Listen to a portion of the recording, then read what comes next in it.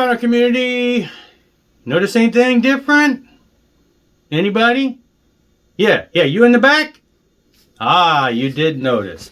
As you can see, I have no records behind me. No, I didn't get rid of them all. No, I didn't go crazy and give them all away or sell them. I spent about 6 hours this past Saturday moving 4 shelves of books and interchanging them in a room for the 4 shelves of records that I had. And the reason is, and I won't show you the record room because I will do a room tour when I'm done. I basically moved all the music into one room where I can expand more. I didn't really want to expand in this room as far as going higher or, whatever. Mainly because, just because this room isn't really geared that way, but it had been holding the records all this time. So I moved them into a room where I can dedicate to music, and my goal is to create mostly just have all the music in at least one spot or close to. I will show you that later. I'm going to buy a couple more shelves. I'm going to move some stuff around. Right now I've got the regular records in place, books in place, so that's done. This coming up weekend I'm going to go pick up a couple more of the shelves so that I can go taller and put in some more records and move some of these miscellaneous ones I've got in different places. Anyway, fun stuff. I'm pretty sore. Anyway, so today we're talking the first one, the one you never forget. Again, I've done a few of these, 5 or 6 of these already. Again, borrowed the idea from Vance over at Zep Pearl. He did it. He's just looking at the first album you got from a band and how that tends to be the one that you still gravitate towards being one of your favorites. And in this case, it is. So we're talking Ratt today, and in this case, I discovered Ratt when they came out. So in 1983, I was senior in high school, junior, depends on what part of the year, I guess junior, senior, in that time frame, and I would go to the record store, and they had a section that they called, I don't know what they called it, indies. What did they use the term for back then? Wasn't really imports, it was independents, maybe it was under imports. They had a section that just was separated, and it had a lot of the metal type stuff, and that's where I just lived. And I would flip and look at the back of covers, and I bought blindly so much, and I flipped and opened and saw this, and that's the picture I saw, and I bought it. There was no ifs, ands, or buts. Anything that looked like that I was buying, and got a lot. I don't think I got any stinkers back then.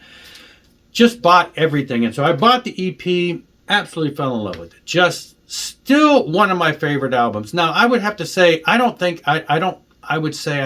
there's a bad Ratt album. I pretty much love it all, but this one is near and dear to my heart. I bounced this vinyl over to a cassette.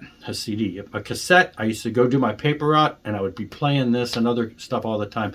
Fond memories of just wearing this out. So now I admit I wasn't an Aerosmith fan at the time. I kept hearing people refer to them as copying that. They had Walking the Dog and all this stuff. So they had a lot of references there to that, but it didn't click with me because I really wasn't much of an Aerosmith fan at this point in my life.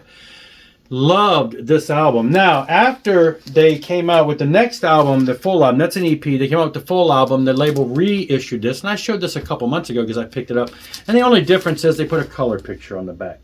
It's still Time Coast Records. The other one is the silver label, Time Coast Records. This is a red label. Same songs and everything, but basically they just updated it a little bit because Out of the Cellar had come out and had become a huge hit.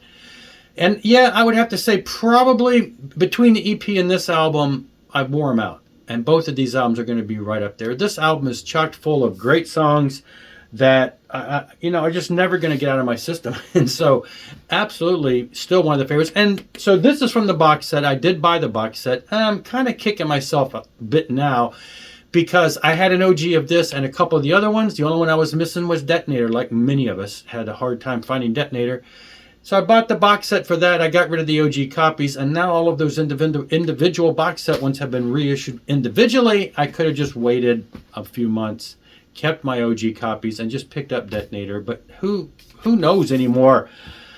So yeah, kind of wish I had kept the OGs and just did that. But I got the box set, so I have Out of the Cellar. This is 1984, and like I said, then they reissued the EP in 1984. 1985, Invasion of Your Privacy. By this point, I was in the military. Me and my friends just wore this album out. The videos, the MTV was all over the place. Ratt were just going high. Saw them on tour with Bon Jovi for this album. Great time. Yeah, this box says, you know, it was really cool to get all these. So there you go.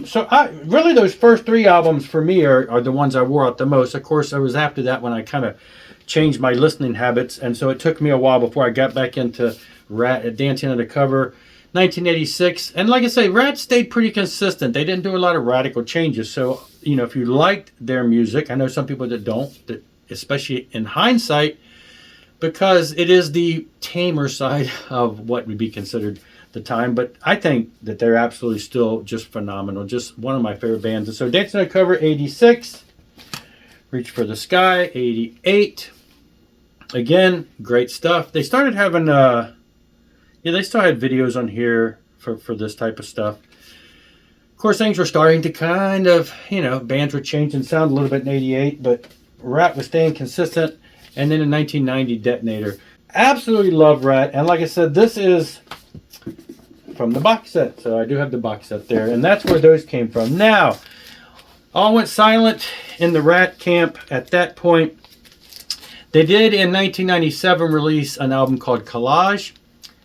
I have the CD. I still don't know if that was like, I never stopped to look. Was it totally new recordings? Was it old recordings reissued?